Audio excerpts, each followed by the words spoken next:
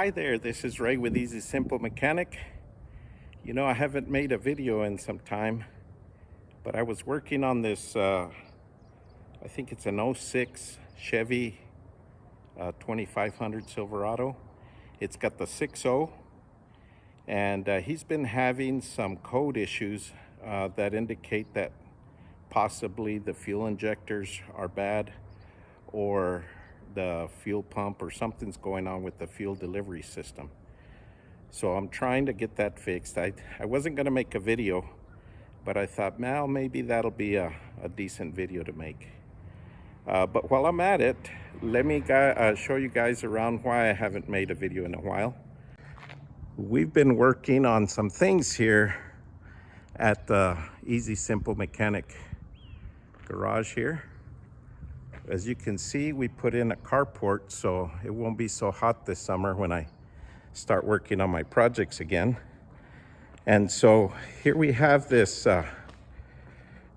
shop that we built here just to kind of keep the sun off of us and hopefully try to keep the sun off of the vehicles. Is starting to ruin all the paint on them.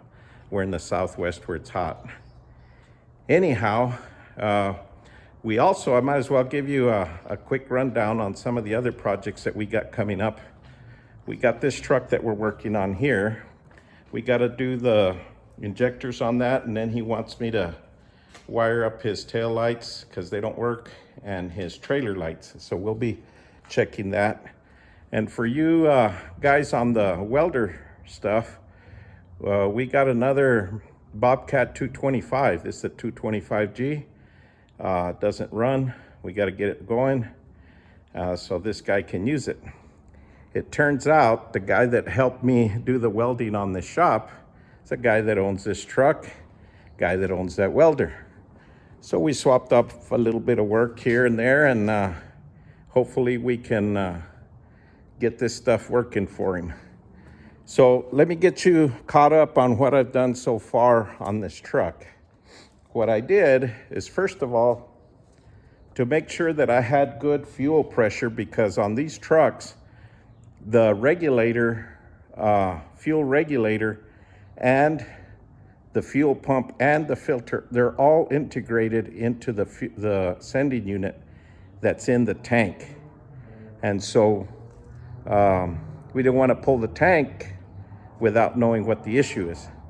So I went online and I got this kit. I think it came, I don't remember if it was Amazon or eBay, but I bought this fuel pressure gauge because I didn't really have one that goes on to these newer vehicles, you know, with the Schrader valve that's right down in there. Okay, so the first thing I do is I plug that gauge in there, and I went ahead and just turned the key on and see what the pressure is. The pressure was about 45 PSI, and then I started the truck and it maintained pressure. I revved on it quite a bit and it went up to like 55, but it never dropped below 50 when I was revving on it. So the fuel pressure seemed to be fine. So I don't think that's the issue. So the next job was to go ahead and clean these fuel injectors, which is what I'm doing right now. So I pulled the fuel rails on this LS engine, and there's just basically two 8mm bolts, one right there, one right here. Then there's a little Torx screw that holds a little clamp that holds this little fuel that goes from one side to the other from the fuel inlet. And of course you unplug all the injectors off of there and you pull them out. Okay, so we do that on both sides. So we got the fuel rail here. And so what I've done is I've taken the fuel rail right here, and I went ahead and pulled the clips out of there's these little clips here that hold the fuel injectors in the rail. See, so I went ahead and pulled those clips, and then I pulled the injectors out of them. Okay, I did that on both sides, but I haven't pulled injectors off over there yet. What I'm gonna do is I'm gonna clean these up. And the way I do them is basically, I'll show you guys in a little bit, but basically what we wanna do is we wanna spray some cleaner into the fuel injector under pressure while the injector's open, so we can check the spray pattern coming out of the other end of the fuel injector. So first thing I do is I wrap some of this tape, black tape, on the end of my straw. Just roll it off the tape onto the straw till I know I have more than enough to fit, you know, the injector. And then we'll back off and we'll take a little bit off till we get just the right fit to where it seals on the top of this tube. And then we can make sure that we can put some pressure on it. So this is what I got set up. I got a wire set up here on the battery, positive and negative. And then when you clip them into the connection on the injector, you'll hear a clicking sound, and that means the injector is opening. And once you got those clipped in there, then you can just spray those. And let me see if I can do this with one hand while I hold this. Well, we're gonna get some fuel on this place, but see that? Got a nice spray pattern. So we'll go through and do that for all the injectors till we get a nice clean pattern, and we'll see what they come out like. So we got these fuel rails back on, and now we just need to put these tighten these bolts down. This one. We got this one. And then we go to the other side here.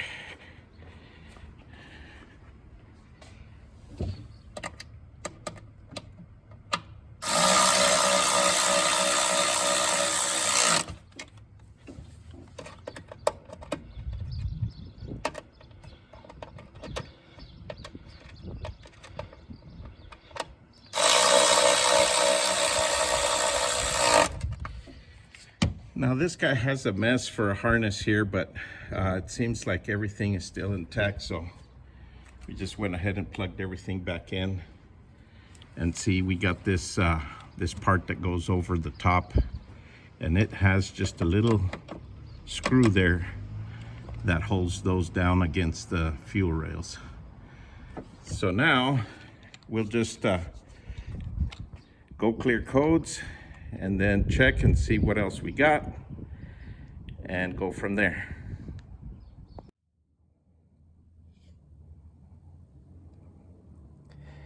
Okay, so some of the newer scanners don't allow you to clear codes. They let you see everything, but they don't allow you to clear them.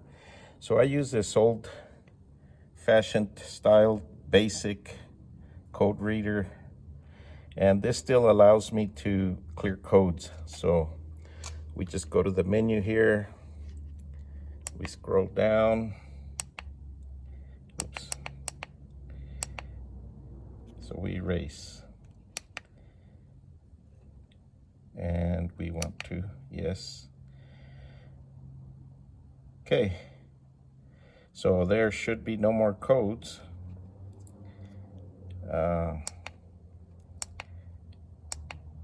So we'll do a rescan. And DTCs. And see 0 faults, but looks like we got 2 pending faults.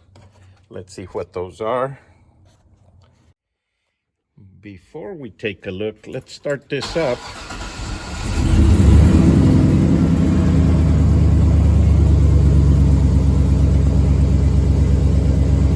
We'll let it run, and then we'll rescan.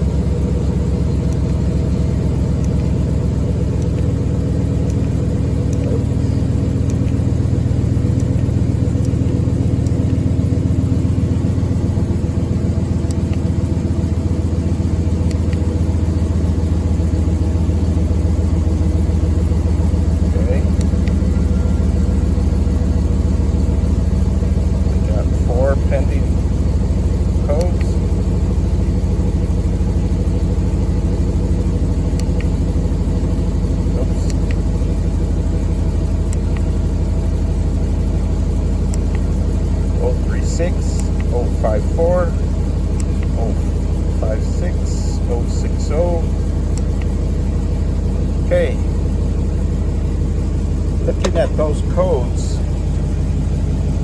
it looks like those are oxygen sensor codes, but it looks like all of the injector codes and the misfire codes are gone.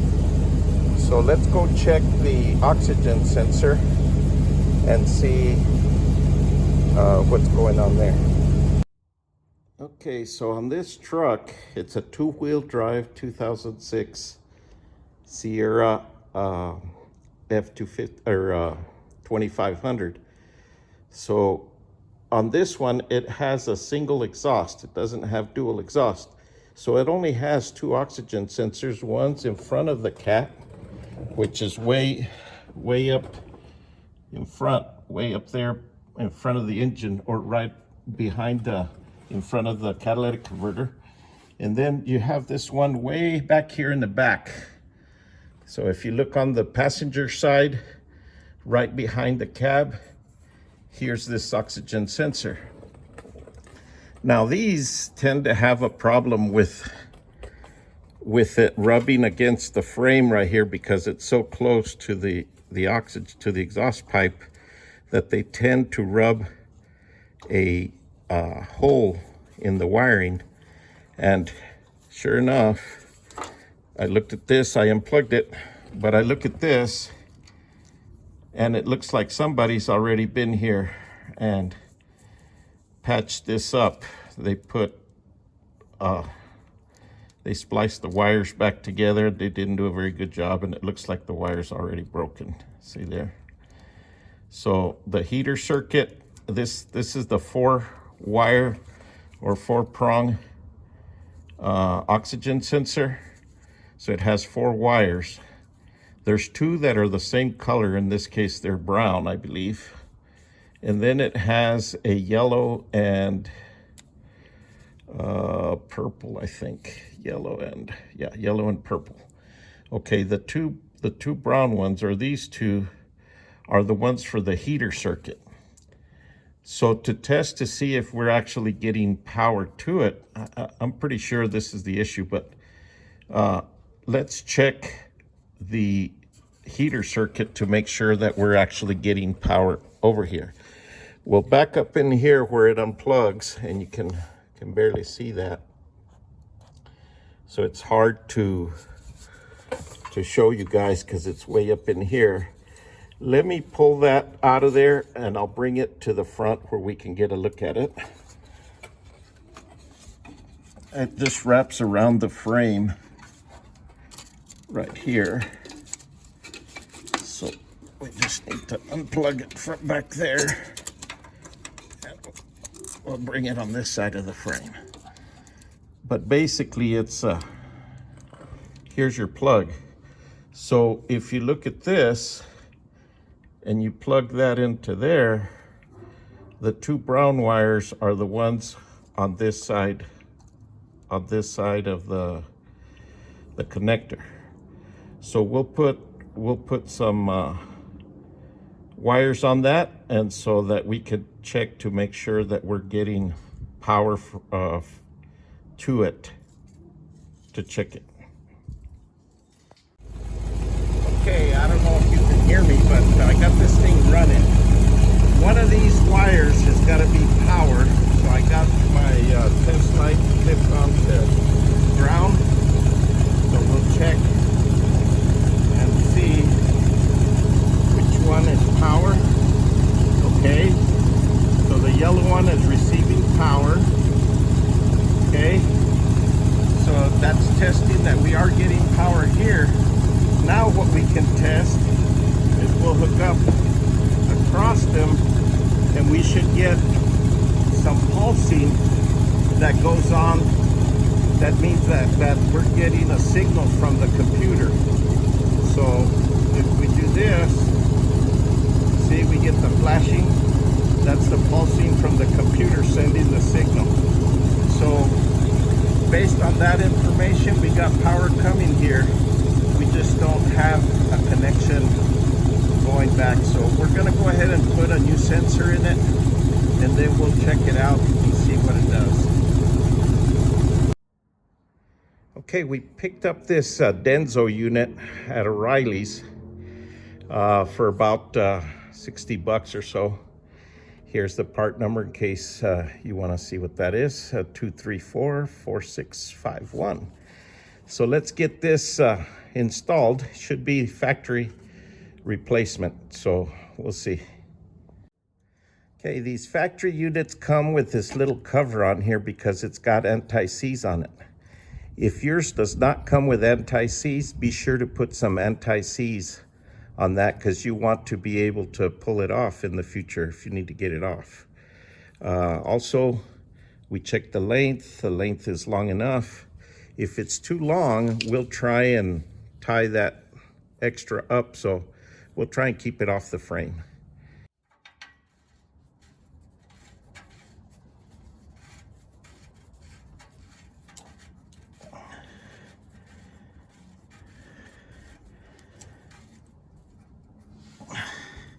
Now on these, what's nice about these is that you don't even need a one of those sensor wrenches. You can use a standard wrench on it, or in this case, my trusty crescent.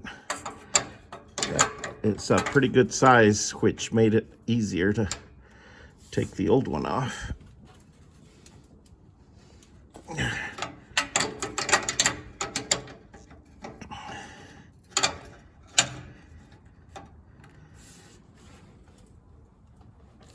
There it is, torque to spec. So we got that done. Now we'll plug it in, go erase the codes, and we'll see what we get. Okay, back here, the first thing I did to clean up all this wiring mess is I took all the non-factory wire out, which is the wiring spaghetti that they had under there that didn't need to be there. And we went ahead and went back to the factory wiring, which is hooked up the one that comes to the hitch here back for the trailer, and then all the other harnesses back to where they go. Okay, something to keep in mind with these is what they tried to do is they tried to wire in, I guess, a 4-prong trailer hookup into the taillight wiring. You can see that here. The problem with doing that under there is that they tied into the taillight wiring. Unfortunately, they're very thin wires that go on these trucks.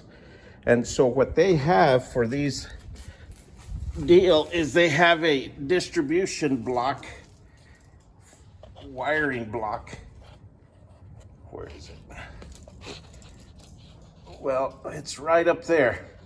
And what they do is they have wires that come to that, and they're very, very thin wire. So if you wire into the truck wiring and then you hook up a trailer to it, you're going to overload that wire, which overloads the circuit, and you blow fuses. I found 3 blown fuses in the fuse block to these things here. When I plugged them in, got most everything working. So by taking all of this out, you got to remember that the trailer wiring, this one it's hooked up, it's made for an RV. So it has the standard 7 plug wiring there.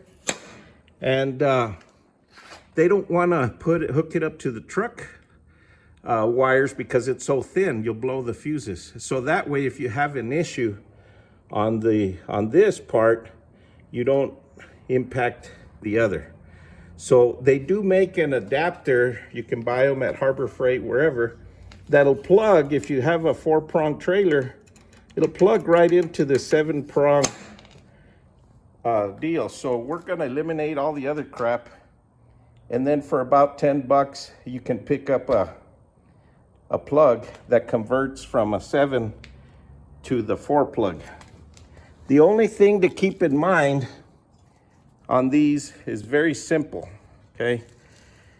You always have, on these 4 prongs, you have the white wire is the ground. And you'll see it because it's the one that it's isolated. It's separate from the others. Okay, the yellow wire is the left turn and brake light, and the green wire is the right turn and brake light, and the brown wire is your tail lights. So that's the way it is, pretty standard on everything. So if your trailer isn't wired that way, then you're gonna have issues when you plug it in here. You might blow some fuses or whatever. So you should always have those wired in that way. Okay, and I'm not sponsored, this is not sponsored, but I use these solder sticks, okay, to do the soldering, because they had those cheapy, just little crimp-ons everywhere, and those things allow corrosion and whatever, and eventually they give out. What these solder sticks allow you to do is they're basically, instead of just taping the wires up or crimping them and taping them, is they have a little bit of solder right in the center.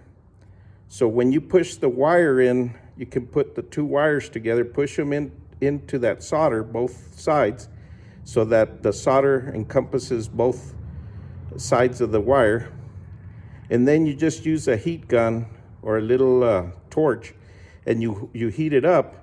And it does two things. It melts the solder, so you get a good soldered connection. And then it also shrinks these plastic around the ends of the wire, so it's a sealed connection. So you're not gonna get moisture in there, you're not gonna get corrosion in there or anything else. So that'll take care of that. I just have a few more solder sticks to do on the factory wiring on both sides. And then I'm going to use some plastic ties and put everything back up where it goes, so it cleans all of that up. Well, folks, that's gonna do it for this episode. Please like, share, subscribe, and we'll talk to you guys on the next one.